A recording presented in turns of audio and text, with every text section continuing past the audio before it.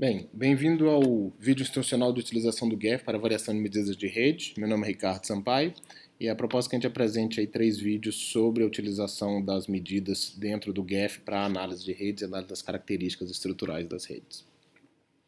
Muito bem, para a gente começar esse vídeo aqui, a gente pode fazer uma análise de uma rede. Então vamos criar uma rede aqui de forma aleatória, utilizando o formato Small World do modelo de Watt-Strogatz.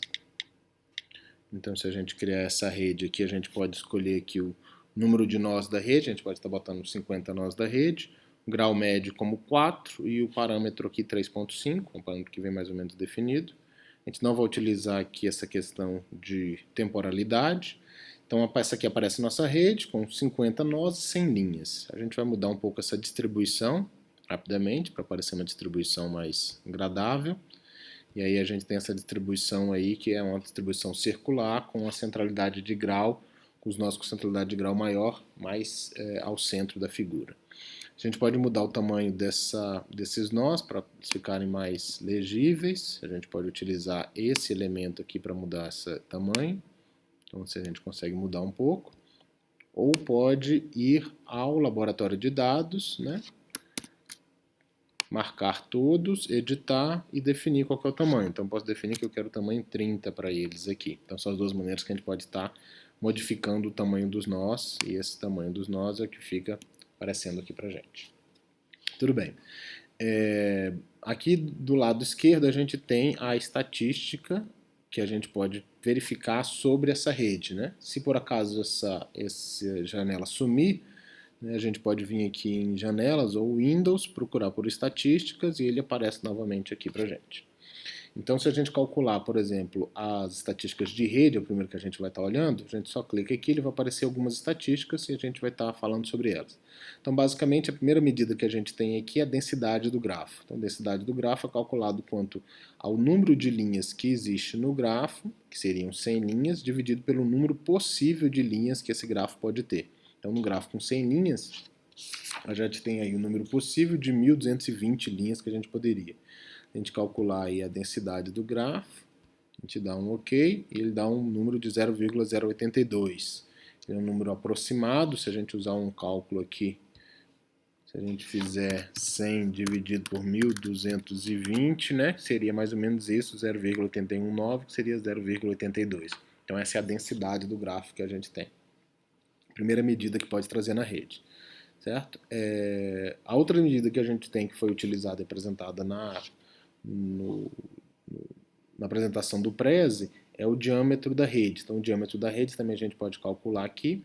Quando a gente pede para calcular o diâmetro da rede, vem outras medidas aqui, como a centralidade por intermediação e centralidade por proximidade. O nosso foco aqui agora é só no diâmetro da rede. Então, o diâmetro da rede ele aparece aqui como sendo 5. O raio da rede é entre um lado e o outro da rede, que aparece. Mas a gente tem aqui a distância média da rede de 2,9. Então, essa distância da média da rede é como se fosse os 6 graus de separação. Nesse caso dessa rede, o número de separação é 2,9 graus de separação na rede. Então, são os dois elementos que a gente tem aí. A distância média da rede e o diâmetro da rede. Lembrando que o diâmetro da rede é a distância entre os dois nós mais distantes da rede. Aqui nesse momento a gente não sabe exatamente quais são os nós mais distantes da rede. A gente pode assumir que tem alguns nós que têm uma maior distância, imaginando que esses da periferia têm uma distância maior. A gente pode utilizar esse parâmetro, que é um aviãozinho aqui, ele traz para a gente o caminho mais curto entre dois nós. Então a gente pega os nós aqui mais distantes, então quero saber a distância desse nó para esse nó, e ele diz que a distância média desses dois nós é 3. Posso pegar um outro nó aqui, talvez esse nó aqui, também essa distância média é 3. E aí eu vou tentando até conseguir encontrar uma distância entre um nó e outro nó da rede, também outra distância é 3. Então, como a distância máxima é 5, então tem dois nós da rede aqui que eles são 5 de diferença.